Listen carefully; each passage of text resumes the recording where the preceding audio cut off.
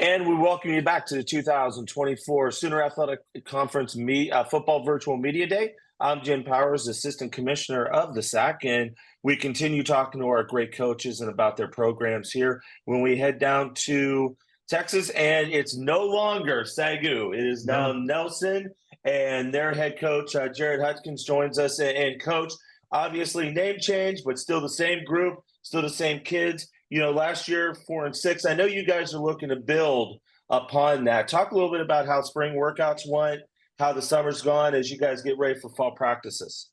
Well, spring ball went really well. We were able to get, offensive coordinator, defensive coordinator in place, and they came in and we had a really good spring, especially considering some of the numbers we had. And really we were just able to let the guys get out there and compete, and there was great energy, and we're just ready to get into the fall now.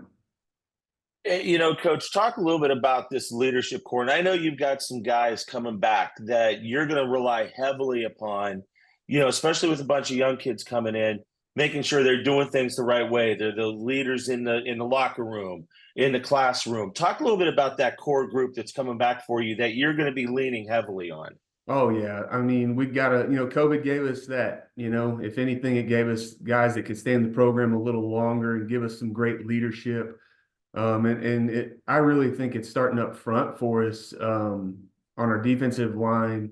Joseph Chavez coming back. He's just been a solid leader for us the last few years. And Quavian Mitchell, another great leader for us. We're really excited for those guys to step up and lead that group up front.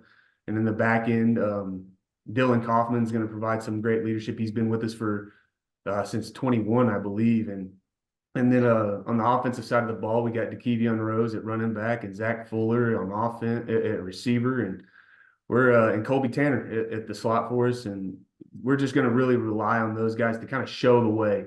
And the other thing is they've grown verbally too. They're able to communicate and really help the younger guys, the guys that are new to the program, just figure out how we're wanting to operate, and it's been good. And we're going to continue to lean on those guys throughout this season.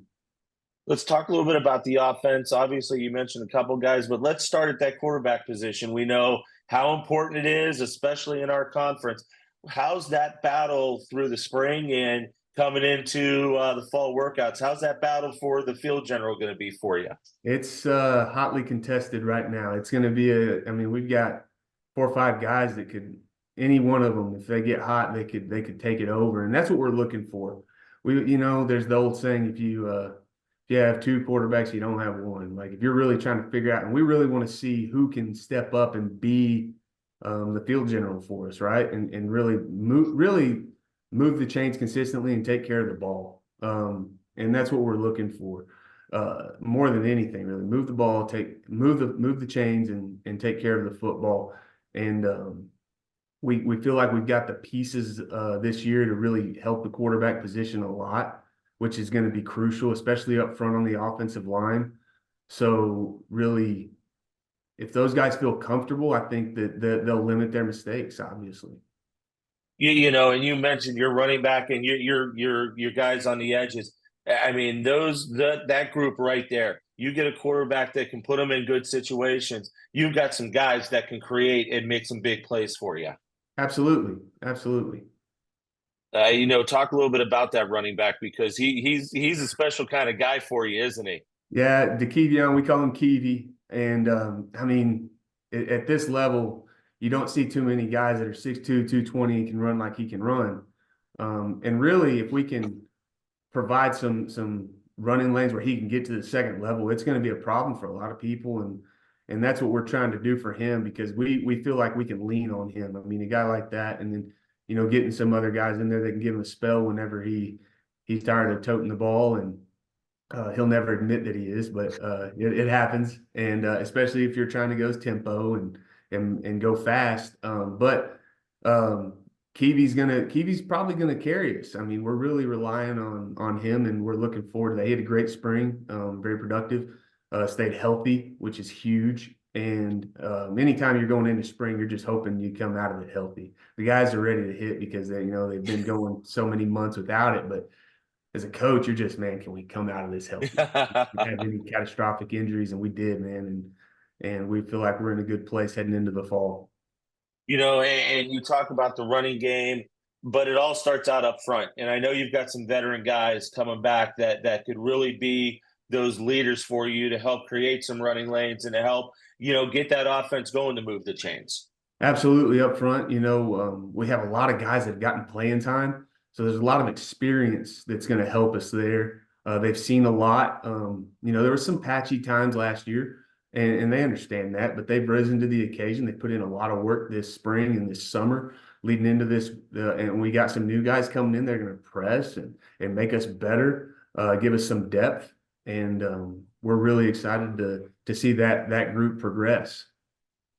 Defensively, though, we all know what our conference is. A lot of points can be scored, great offenses. But I think where you guys are going to be really solid is in the back end of your defense. That secondary that you guys are going to bring out is really going to cause some problems for some teams this year. We're hoping so. And honestly, it all starts, in our defensive backs coach, Coach Miller. He says it all the time, man. You guys take care of the front, you make the back end easy. And that's what we're trying to do. 2 years ago, we had a really stout defense. I mean, we held teams to 19 points a game. And I think the biggest portion to help our defense continue to be good is winning the turnover margin. We didn't do that last year very well, and we got to do that this year. So if we can take care of the football and then force turnovers, we're going to be in more ball games and win more ball games. But the back end is definitely going to do that. You got guys that have been back there for a few years now, like Dylan Kaufman and Jay Mosley. And we've got some guys coming in to help and young guys stepping up. And we're excited to see them attack the football. And then obviously you just mentioned it. It starts up front. Talk about you've got a couple real good DNs, and I mean, it's all going to start up front for you to control and keep people at bay. Absolutely. Quay Mitchell is one of those guys. He's a big guy, man. He's just so massive and he's athletic. So it's a nightmare. It's a matchup nightmare for a lot of people. So we're really gonna lean on his expertise in getting to the quarterback. We lose Keith Hargraves, so that's going to be a hole to fill, and we're looking for guys to step up and do that. And then really just getting back to attacking the quarterback and my background is defense, so we want to stop the run. And we feel if you can do that consistently, if you can take the running game out of the equation and make a team one-dimensional, you're gonna help yourself a lot. And then you can pin your ears back and go after the quarterback. But if you're not stopping the run, you're not going to be in a position to do that. So we're really going to make sure our run fits are sound. And interior, we're going to rely on guys like Joseph Chavez and Shante Owens and guys like that to really help us with that. But at the linebacker core, we got Xavier Garcia coming back. This is going to be his third year in the system. And I'm telling you, he had a great spring for us. And we are really going to rely on him to really, being the middle linebacker inside linebacker for us to just kind of be our field general on defense. And he's committed to that. And we're excited to see him take that. There's always that second to third year jump I feel players make. And we're really excited to see what he can do this year too. Coach, your schedule, it's kind of an interesting schedule. You don't play your first game until the second week of September. Right. So you guys get a little bit more work, so to say, because everybody else is either going to play week 0 or week 1, and then you guys won't open up till the 14th against Howard Payne. Talk a little bit about what goes into giving you that extra couple weeks. Well, it was a scheduling deal. We really wanted to, play someone local these past 2 years, and Howard Payne provided that. I say local; they're still 2.5, 3 hours away. But being in Texas, you want to compete against solid programs, and Coach Bachtel's done a great job there. Him and his brother before him, they've just done a really good job with that program out in Brownwood. And but it's a double-edged sword because we do get that extra time to prepare for the season, but then we don't get a bye week. We're 10 games straight. So it's gonna be can we maintain that without a bye week, right? So all that preparation we get needs to sustain us for the season. And Coach, the one thing I'm talking to all of our coaches about today is how good the Sooner Athletic Conference is on the football side. I mean, when you look at last year, 3 teams tying for the conference championship. We get Louisiana Tech as the auto bid into the tournament. But I see the gap has really closed, and you guys Oh, are a very. part of that gap. Talk a little bit about just how good our conference is and, where we're at right now when it comes to the national stage.